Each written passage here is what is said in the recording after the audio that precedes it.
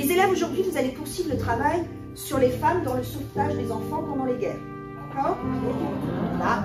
Et je passerai de groupe en groupe pour vérifier le travail.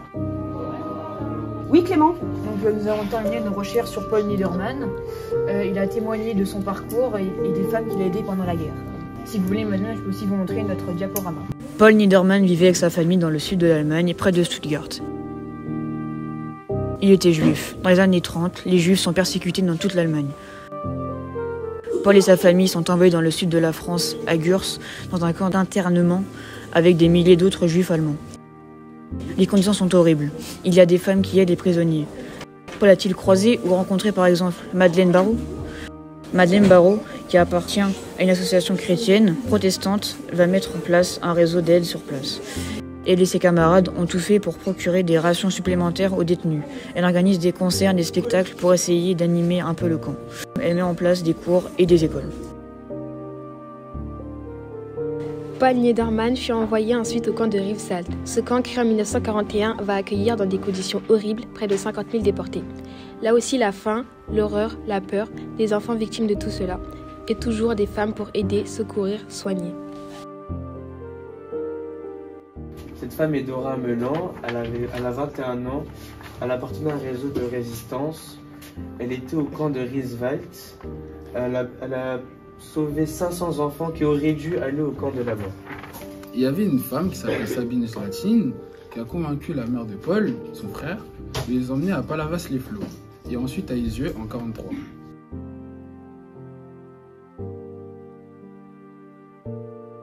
Le rôle de Sabine Zlatine est essentiel. Grâce à son réseau de l'Ose, elle a fait passer des enfants en Suisse, aux États-Unis. Elle a travaillé avec des chrétiens, des membres politiques et des personnes d'autres associations. Elle a déplacé plusieurs fois ses lieux d'accueil. En mai 1943, elle a fondé la colonie des enfants d'Isieux. La colonie, c'est un lieu de passage dans un réseau de sauvetage très important.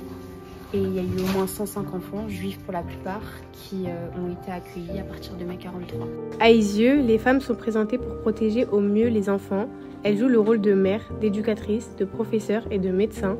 Elles conduisent les enfants en lieu sûr, gèrent les transports, les faux papiers, les départs vers la Suisse ou d'autres maisons d'enfants. Tout cela dans la clandestinité et avec l'aide de personnes extérieures. Le 6 avril 1944, les Gestapo de Lyon, dirigés par Klaus Barbie, arrêtent les 44 enfants et éducateurs de la colonie. Paul, qui avait quitté la maison auparavant, a échappé à la rafle et a réussi à gagner la Suisse avec l'aide de l'OSE. Les 34 enfants et les 4 adultes sont envoyés à Drancy, puis sont déportés à Auschwitz-Birkenau le 13 avril 1944. Ils seront gazés. Miron Zlatine, le mari de Sabine, Theo Reiss et Arnold Hirsch sont déportés le 15 mai 1944 et exécutés à Tallinn en Estonie.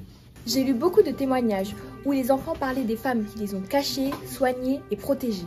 Certaines sont jeunes et d'autres plus âgées.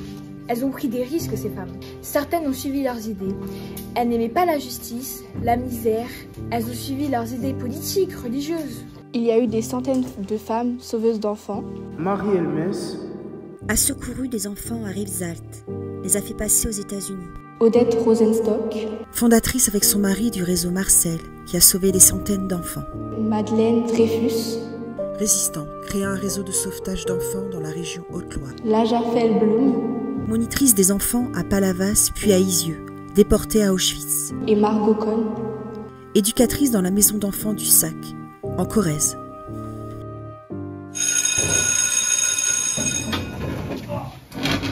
Les filles, vous n'oubliez pas que vous allez donner la chanson au prochain cours. Vous avancez dans la chanson, vous voulez pas?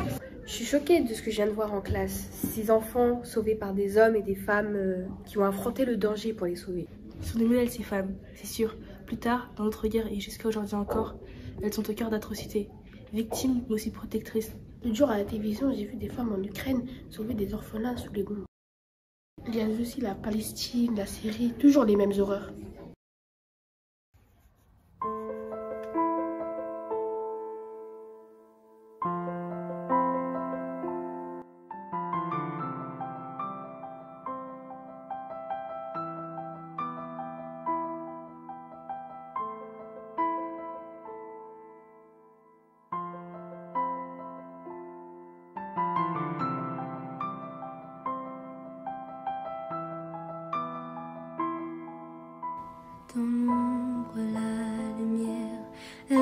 sauvé des milliers d'enfants, apporté chaleur et douceur.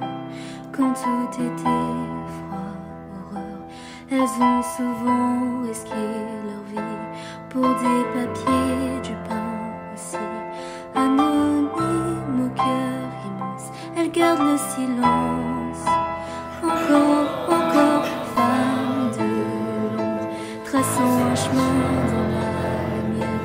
Elles ont joué le rôle de mère, taisant les souffrances si courageusement. Aujourd'hui encore des enfants sont dans la douleur, pleurant sous les bombes, terrifiés de peur. En Libye, Syrie, Ukraine et partout ailleurs, les armes couvrent d'éclats les bruits du malheur. Des femmes continuent à ouvrir leur cœur, accueillant des enfants, apaisant leur peur. Elles sont la paix quand elles l'horreur. Elles soignent les plaies, pensent les douleurs. Toujours là, jamais loin.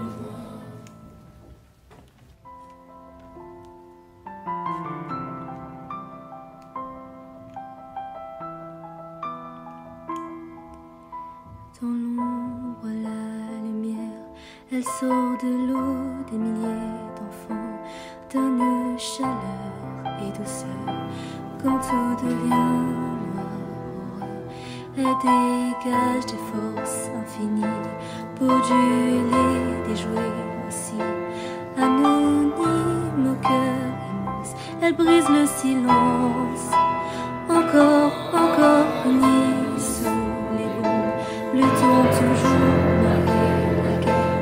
Elle dénonce la misère, protégeant les enfants.